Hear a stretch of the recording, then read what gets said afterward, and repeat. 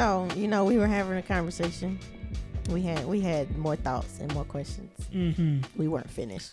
Or we were reminded of something we wanted to talk about. Yes. Anywho, so, we were talking about the video where the guy was asking his friends, like, what would they do if he bought them a birthday cake? And the reaction was a bunch of aggressive, don't do that, pretty much. Don't do it. Bad. And it was like something, Pause. it was like, yeah, that's gay. Don't you do that. I would think you trying to hook up with me. That was the consensus overall for the most part. Yeah. So my question is, well, we came to the conclusion like some guys don't feel safe like being open and expressing those feelings or celebrating one another and blah blah blah. Right. So another question is, do you think that only black men have this issue and feel that type of way? Like, do the vanilla guys, are they weirded out by stuff like this too?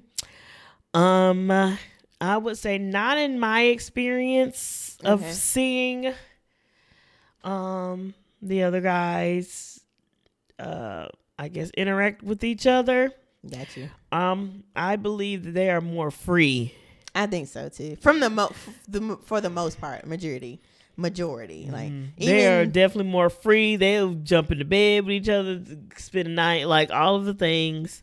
And this is like, again, this is from my experience of in who I know and stuff like that. So I feel like they're more relaxed. Free. They don't feel so this is gonna get me looked at weird. Absolutely. Even the stereotypical like the stuff they say like frats do, like the vanilla frats, and I know that's still stereotypical and like broad generalization, but that stereotype didn't come from nowhere. Yeah.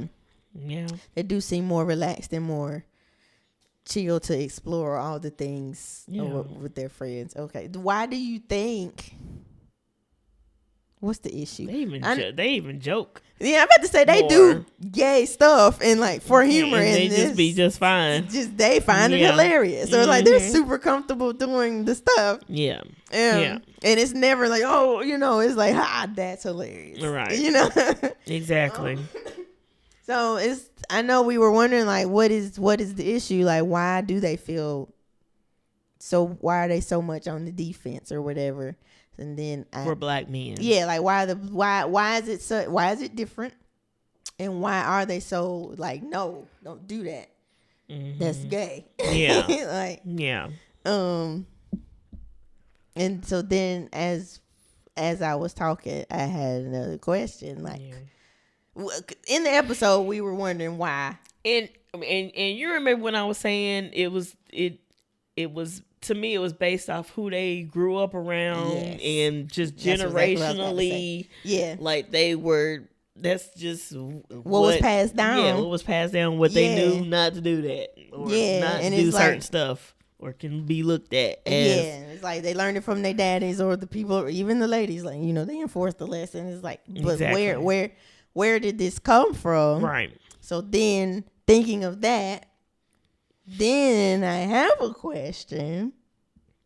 Could it be a result of our history and racism and slavery? Like, that one too. Like, could it be Could it be passed down because like that was one of the tactics, like trying to break them in. It's like they assaulted them and all of that stuff. So is that why they're so defensive? Like, no, I ain't.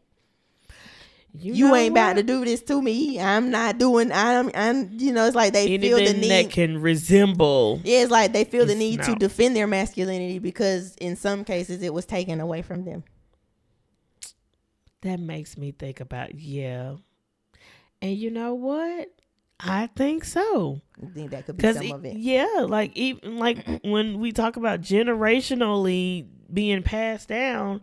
That can absolutely be the roots of why this is even happening. It's like the ones that passed it down is because they had to be. Yeah. And it's like they were defending because they seen other people, or it's like to show, it's like, you can't do this to me. Like, I'm not on that. Yeah. And there can be in those times, you can't be out here looking soft because you get taken out of here or you get taken or like so although we don't have we're not in the same situation, the same lessons are still being passed down and mindsets or whatever.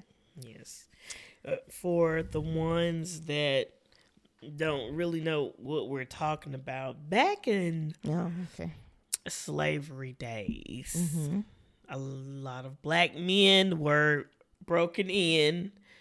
I said Assaulted, broken in. What they called it? Butt breaking? Yes. Which is, I don't even know if you can say the word on grape. Yeah. That one? Is that what the word you were talking about? Sexually assaulted. Yeah. S.A. There we go. They were S.A.'d to basically threaten them to basically basically. So if you did not know, that was one of the tactics that masters used back then in slavery days for black men.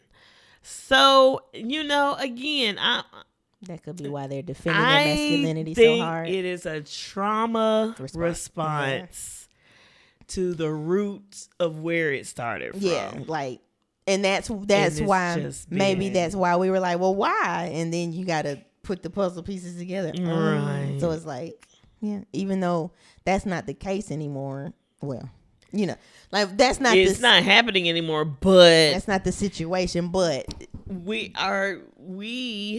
as black people have a lot of trauma that has not been dealt with through generations of family, through generations of slavery, all of the things. And I think because it hasn't been dealt with, we still carry that. Yeah, it's like when some of us, a lot of us have caught on, but it's like when we're walking and we automatically move to let other people pass by or clear it, because that was something, and that we weren't even slaves and we automatically do that. Yeah, that also explains why it's like I do it by default and why you have an issue with it. Cause to me, I'm like, well, you just move out the way. But you're like, I feel like I shouldn't have to move. And even that explains. It's like, why don't they move? I feel like even that dynamic alone is like shows, because it's like, well, that is a thing, because at one time it was like we had no choice, and they walked around like, you absolutely better move. Then deep down, even though that wasn't the case for you, something in you was like, absolutely. Because sometimes they literally be either taking up a sidewalk or reach over you in the grocery store or walk past, and it's like I notice it more, and I be having to bless your heart to keep myself calm, and some I used to move out the way, but now I don't move. You gonna say excuse me? You're not going to reach over me. Say excuse me. That's just respectful. We are not in slavery days anymore. And doing stuff like that will get your head knocked off.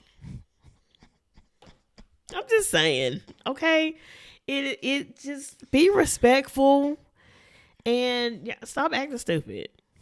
But that's just an example of how we weren't even slaves, and we automatically, it's like it's programmed that we automatically move out the way when they're coming through, and we have to make room, like we gotta get off the sidewalk or walk in the dirt when they taking up the whole sidewalk. Like, no, and to me it's just y'all see us coming. I'm just avoiding that situation, and now that I see it more, I don't be avoiding. But y'all gonna, to me that's just a traffic thing in general.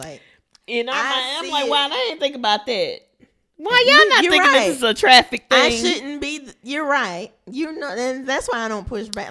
I'm just saying, because the way I'm wired, I even skate that way. If I see you about to do something, I'm adjusting already. Yes, that's just me in general trying to move out the way. Now I may have to ask the Lord some questions about that, because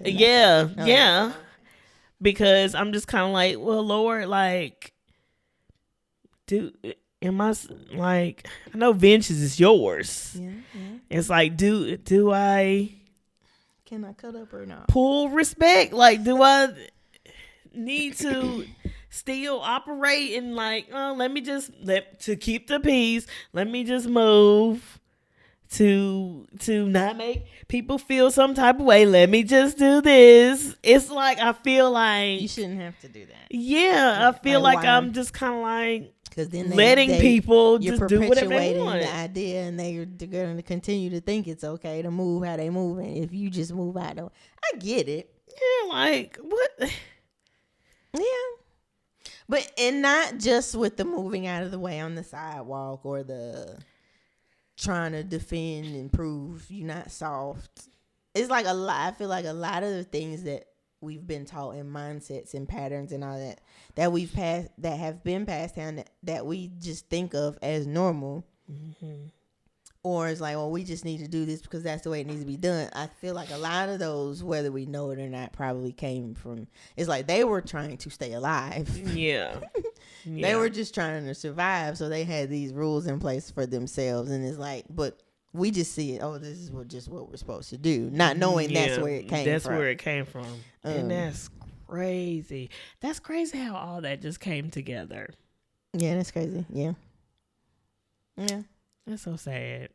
Well, I'm sure. It's so sad. Even though we're putting together little puzzle pieces, I'm sure our minds would still be blown to really realize how much of like our culture and like what we see as normal or just rules for carrying ourselves really were rules to keep them alive back in the day. You know, like, even with like certain like hairstyles and stuff, like, trying to look presentable because you don't want to like. Yeah, that too. Was it a hairstyle? Yeah, that's how they braided maps. Yeah, like on how we even came up with corn. Like, yeah, it's like then they had I don't remember why, but then they used to like hide rice. Yeah, like it was a certain things but that I do know was it was done. Maps, like they were braiding patterns or something, and like that's how. And so then we just wear cool it designs. I mean, which is still fine.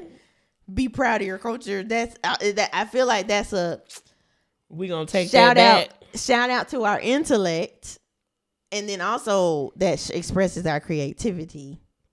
Yeah, all of that. But then when it tries to get appropriated, I see where you were going. Like, and then they just be out here trying to call idea what some darn cornrows are, even where it stemmed from, and then try to take it and with it. Now I know this is not where it came, where we were supposed to go, because we were talking about how men, black men, why they defend, and that is that could be the root. Yeah.